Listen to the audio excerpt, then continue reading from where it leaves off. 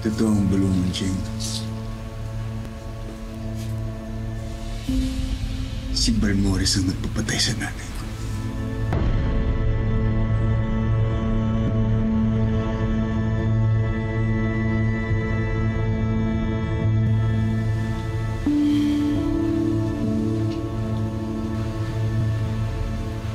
Makahayop na Balmores. Kahit sarili niyang kapatid pinapatay niya. Pagbabayaran ni Balmores lahat ng ginawa niya sa atin. Sa ating lahat. Huwag ka magmadali. Higante ang kalaban natin.